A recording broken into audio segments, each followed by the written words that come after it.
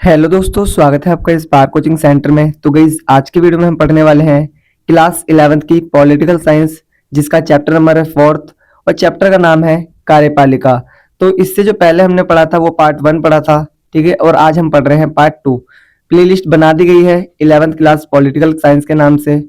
आपको वहां पर सारी वीडियो मिल जाएंगी इससे पहले की, ठीक है। ये मेरा फोन नंबर है 8178988103। आप इस नंबर पे कॉल कर सकते हैं या व्हाट्सअप कर सकते हैं अगर आपको किसी भी प्रकार की कोई भी प्रॉब्लम हो रही है तो, ठीक है। ये मेरा जो ये है अपना सेशन है 2026 से 27 और ये हमारी बुक फर्स्ट है। तो गाइस, जिस तरीके से मैं आपको यहाँ पर पॉलिटी करवा रहा हूँ उसी तरीके से मैं आपको यहाँ पर geography, history, physical education, English, Hindi भी करवाऊंगा।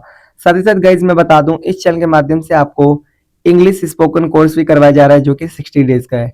हमारा एक दूसरा चैनल है जिसका नाम है spark coaching centre for English. वहां पर सिर्फ आपको इंग्लिश सीखने को मिल जाएगी। तो अभी तक आपने चैनल को सब्सक्राइब नहीं करा है तो चैनल को सब्सक्राइब कर लें, क्योंकि आने वाले टाइम में और भी बेहतरीन वीडियोस आपको यहाँ पर मिलेंगी। तो आइए स्टार्ट करते हैं आज की वीडियो। तो देखिए, जो पार्ट 1 था उसमें हमने छोड़ा था क्वेश्चन नंबर 14 से कि कार्यपालिका किसे कहते हैं। तो भाई देखो, जो चैप्टर का नाम है उसी पे ही क्वेश्चन बना हुआ है। तो भाई कार्यपालिका कहते हैं सरकार का वह अंग जो नियमों और कानूनों को लागू करता है, वह प्रशासन का काम करता है, उसे कार्यपालिका कहते हैं। यह स्थायी व अस्थायी होती है। देखो, जो कानून का काम करता है, जो नियम बनाता है, ठीक है, जो नियम को लागू करता है, प्रशासन का काम करता है, उसे क्या कहा जाता है? उसे कहा जाता है कार्यपालिका, ठीक है। तो 2 मार्क्स का पेपर में कई बार पूछा गया है, इस बार भी आ सकता है। नेक्स्ट क्वेश्चन है आपका 15वां 15, यानी कि कार्यपालिका के किन्हीं 2 रूपों का वर्णन करें। तो बता रखा है जो कार्यपालिका है उसके 2 रूप कौन से होते हैं, आपको ये डिफाइन करना है। तो आंसर फर्स्ट है संसदीय कार्यपालिका। कौन सी कार्यपालिका? संसदीय कार्यपालिका।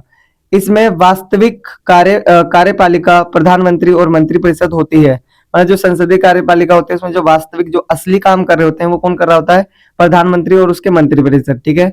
मंत्रिपरिषद संसद के प्रति सामूहिक रूप से उत्तरदायी होती है। उदाहरण भारत और ब्रिटेन।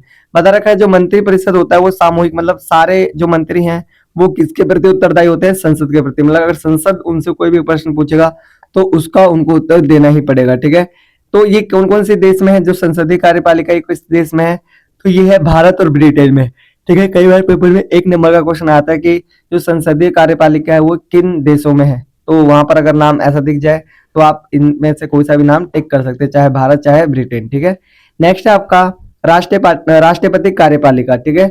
अभी हमने देखा था संसदीय कार्यपालिका, अब हम देखेंगे राष्ट्रपति कार्यपालिका। इसमें राष्ट्रपति ही वास्तविक कार्यपालिका होता है। मतलब इसमें कौन होता है? राष्ट्रपति ही क्या होता है? वास्तविक कार्यपालिका। राष्ट्रपति निश्चित कार्यकाल के लिए चुना जाता है। जो राष्ट्रपति होता है वो निश्चित कार्यकाल के लिए क्या होता है? चुना जाता है और विधायिका के प्रति उत्तरदायी नहीं होता। और ये क्या होता है? विधायिका के प्रति बिल्कुल भी उत्तरदायी नहीं होता। उदाहरण के लिए यूएसए, जैसे किस देश में है ये भाई राष्ट्रपति कार्यपालिका? ये है यूएसए में, ठीक है, याद रहेगा। चलिए गाइज, अगर आपको नोट्स अच्छे लगे हों तो प्लीज, हेल्पफुल लगे तो चैनल को सब्सक्राइब, वीडियो को लाइक और शेयर जरूर करें। साथ साथ कमेंट कर दे कि yes this is best notes, ठीक है। नेक्स्ट क्वेश्चन नंबर 16, राष्ट्रपति की आपातकालीन शक्तियों से क्या अभिप्राय है? जो राष्ट्रपति है उसकी जो आपातकालीन शक्तियां होती है वो क्या होती है, ठीक है। तो बताना है राष्ट्रपति की आपातकालीन शक्तियां वे विशेष शक्तियां हैं जिनका प्रयोग राष्ट्रपति देश के असाधारण परिस्थितियां उत्पन्न होने पर करता है। मतलब देखो, कुछ ऐसी स्थितियां, ऐसे सिचुएशन आ गए जिनके उत्पन्न होने के बाद भी जो राष्ट्रपति है वो अपनी शक्तियों का प्रयोग कर सकता है, ठीक है। भारतीय संविधान के अनुसार राष्ट्रपति 3 प्रकार की आपातकालीन शक्तियों की घोषणा कर सकता है, ठीक है, जो कि वर्णन है। जो 3 आपातकालीन शक्तियां हैं तीनों का वर्णन है अनुच्छेद 352, अनुच्छेद 356 और अनुच्छेद 360 पर, ठीक है। तो अभी हम आगे पढ़ेंगे इसको। तो ये मेरा फोन नंबर है 8178988103। आप कभी भी इस पे कॉल कर सकते हैं, व्हाट्सअप कर सकते हैं अगर आपको पीडीएफ रिलेटेड या फिर कुछ अदर प्रॉब्लम्स आ रही हो तो, ठीक है। देखो, बहुत बेहतरीन तरीके से नोट्स है जो हम फिजिकली क्लासेस लेते हैं, जो हम पे बच्चे आते हैं उनको हम यही नोट्स पढ़ाते हैं और उनके 90+ नंबर आए हैं, ठीक है। तो आपके भी बिल्कुल आ सकते हैं अगर आप मेहनत करेंगे सही से तो, ठीक है। नेक्स्ट है आपका क्वेश्चन नंबर 17, भारत के प्रधानमंत्री की नियुक्ति कैसे की जाती है? जो भारत का प्रधानमंत्री होता है उसकी नियुक्ति कैसे होती है, मतलब वो अपने पद पे कैसे बैठता है? तो आइए देखते हैं। प्रधानमंत्री की नियुक्ति राष्ट्रपति करता है। मंत्री की जो नियुक्ति होता है वो कौन करता है? राष्ट्रपति करता है।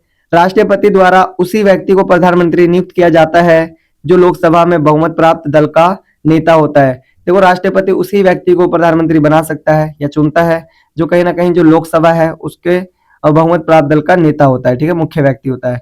यदि किसी भी राजनीतिक दल को लोकसभा में पूर्ण बहुमत का समर्थन प्राप्त नहीं होता तो राष्ट्रपति किसी ऐसे व्यक्ति को प्रधानमंत्री नियुक्त कर सकता है जिसे वह सरकार का संचालन करने के योग्य समझे।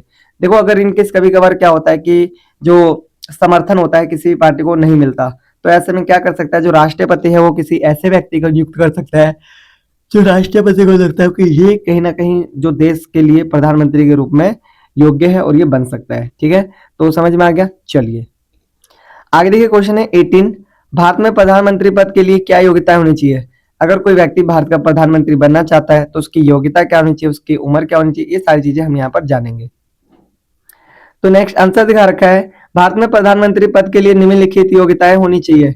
जो भारत है उसमें प्रधानमंत्री बनने के लिए निम्नलिखित योग्यता होनी चाहिए। क्या क्या? देखो, ये मेरा फोन नंबर है 8178988103। आप इस नंबर पे कॉल कर सकते हैं या फिर व्हाट्सएप कर सकते हैं अगर आपको पीडीएफ रिलेटेड या फिर कुछ अदर इश्यूज आ रहे हो तो, ठीक है। बता रखा है वह व्यक्ति भारत का नागरिक होना चाहिए। मतलब जो व्यक्ति भारत का प्रधानमंत्री बनना चाहता है पहले तो भारत का नागरिक होना चाहिए। वह व्यक्ति 30 से 35 वर्ष का हो। मतलब कितने वर्ष का होना चाहिए? 30 से 35 वर्ष का, ठीक है।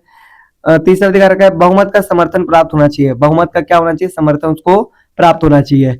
चौथा,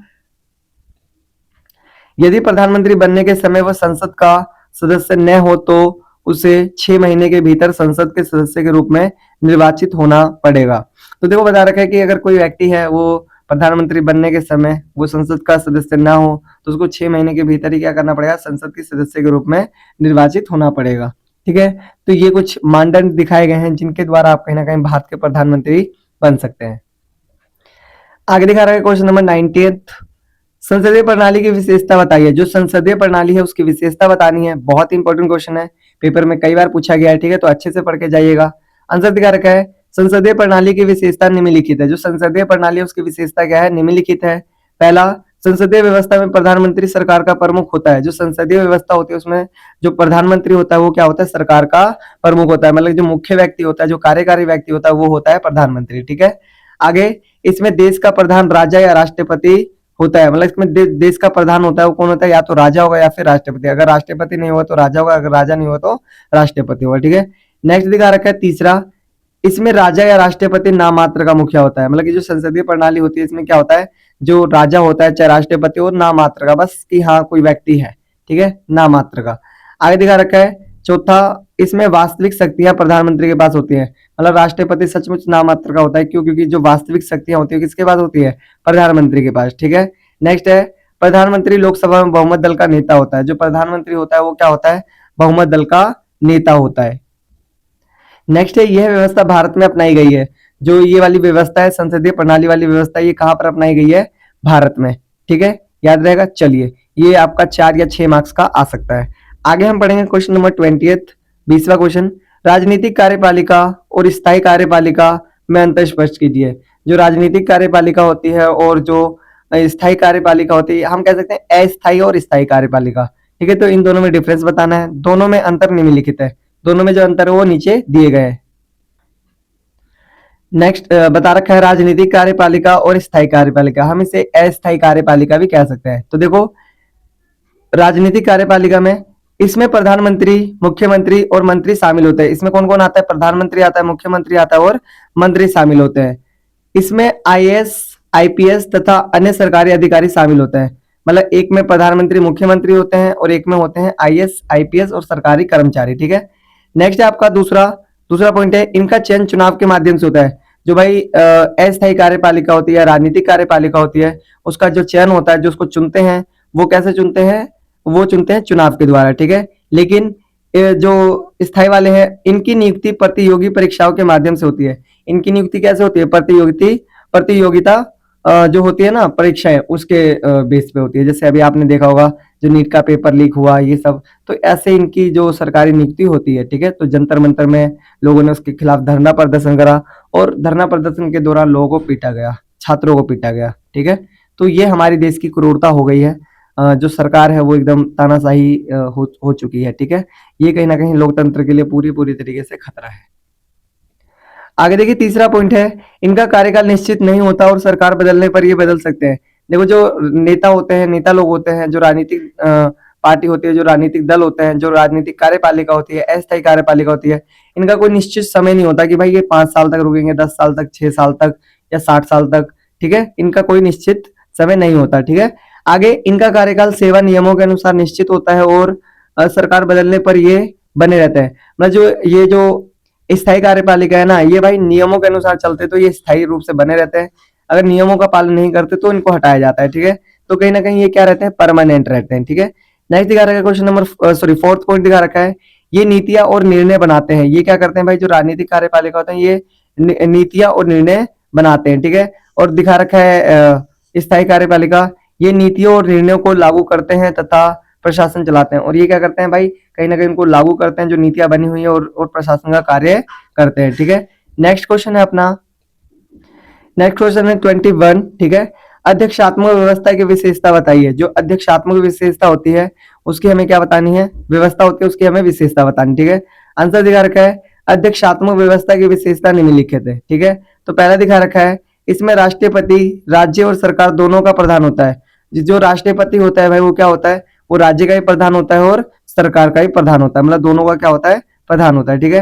नेक्स्ट दिखा रखा है, इस व्यवस्था में राष्ट्रपति के पास सारी शक्तियां होती है। और इस व्यवस्था में क्या होता है, अध्यक्षात्मक व्यवस्था में, कि जो राष्ट्रपति होता है उसके पास सारी क्या होती है, पावर्स होती है, ठीक है।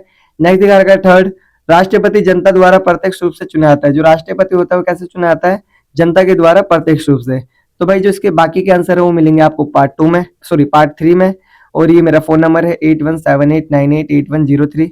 आप इस नंबर पर कॉल कर सकते हैं, व्हाट्सअप कर सकते हैं, अगर आपको किसी भी प्रकार की कोई प्रॉब्लम हो रही हो तो। मिलते हैं फिर नेक्स्ट वीडियो में, तब तक के लिए टाटा बाय बाय, जय हिंद जय भारत।